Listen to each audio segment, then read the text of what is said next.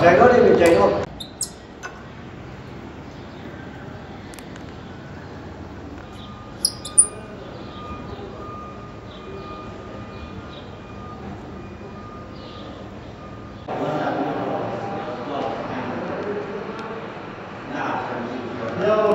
Kardeş elektrik kestiği için su ve elektrik yoktu. Her şey işte kardeşim ya. Nasıl abdest alacağız? Şimdi meydan camimizde büyük bir sıkıntımız var şu an. Şu an camiye geldim. Bildiğiniz gibi cami şu an susuz, elektriği yok. Bundan dolayı bayağı bir sıkıntı yaşıyoruz. Yani bizim ezanlar dinmesin, bizim ezanlar susmasın. Sizden ricamız, yetkililerden ricamız buna bir el atmalarıdır. Lütfen şu an bir an önce bu su sıkıntısını, elektrik sıkıntısını gidersinler. Millet camiye geliyor, su yok. Millet tuvalete gidiyor, affedersiniz, su yok. Yani ondan dolayı bayağı bir sıkıntı yaşıyoruz. Yani mümkünse yetkililerden bir rica ediyorum. Buna bir el atsınlar. Cizre gibi mübarek bir şehirde böyle bir sıkıntının olması gerçekten iyi değil yani. Ama şu an ne yazık ki böyle bir sıkıntıyla karşı karşıyayız. Yani bundan dolayı millet camiye geldiği zaman büyük bir sıkıntı yaşıyoruz. Ondan dolayı şimdi namaz kılamayacaklar, abdest almayacaklar, su yok. Yani bayağı bir sıkıntı yaşayacağız. Tuvaletlerden koku geliyor.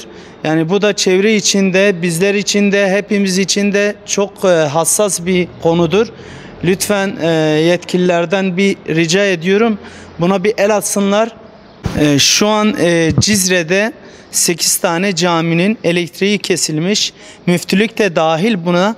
Yani şu an camilerde ne namaz kılabiliyor, ne ezanlar okunuyor. Bundan dolayı yetkililerden ricamız bir an önce buna bir el atmalarıdır. 8 tane caminin elektriğin kesilmesi, yani ondan dolayı bir an önce buna bir el atmaları ve bir daha böyle bir sorunun yaşanmaması için istiyoruz. Şimdi TEDAŞ tarafından bu camilerin elektriği kesilmiş. Şu anda 20 dakika geçti. Abdest alacağız yok. Elektrik yok. İnan ki ter içinde kalmışız. Dün 2 günden beri bu elektrikler kesiktir. Allah'ın evinin elektriği kesilir mi Allah aşkına? Bu elektriği kim veriyor? Allah veriyor. Sen nasıl para alırsın ondan? Teşekkür ederim. 2 gündür Cizre'nin Kale Mahallesi'nde bulunan Meydan Camisi elektrik borcundan dolayı elektriği kesilmiş. Haliyle elektrikler kesildiğinden dolayı sular çalışmıyor. İçerisindeki klimalar, vantilatörler çalışmıyor. Yani her ne sebeple olursa olsun bir caminin, bir Allah'ın evinin kapısına yani elektrik borcundan dolayı kapatılması, biz vatandaşlar olarak bunu yadırgıyoruz ve kınıyoruz. Bunun sebebi müsebbibi kimse, yani her Türkiye'de bütün kurumların elektrik borcunu devlet ödüyorken camiye geldiğinde niye devlet buna sahip çıkmıyor? Bununla birlikte Cizre'de bildiğimiz kadarıyla 8-9 caminin elektriği kesilmiş.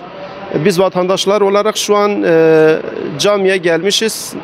İbadetimizi, namazımızı kılmak için maalesef sular kesik olduğu için, elektrik olmadığı için ibadetimizi yerine getirmiyoruz.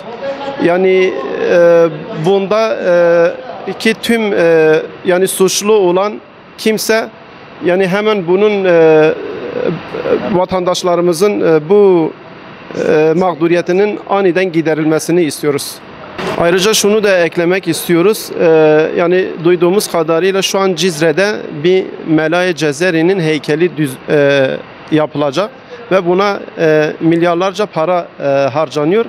Ama konu camiye ya da müftülük şeyine geldiğinde devlet yani diğer bu kurumu üvey evlat olarak görmektedir. Gereken ödemeleri yapılmamaktadır. Yani gördüğünüz gibi şu an belediye tankerle su getirmiş. deyim yerindeyse yani taşımayla değirmen dönmez misali. Yani bu bir saatlik bir ihtiyacı karşılayacak durumda değildir. Yani caminin kapısına kilit vuruldu, ezanların susmasına sebep oldu ya da elektriği kesildi. İkisi arasında fark yoktur. Yani bu camilerin aniden gereken ödemelerinin yapılıp ibadete açılmasını istiyoruz.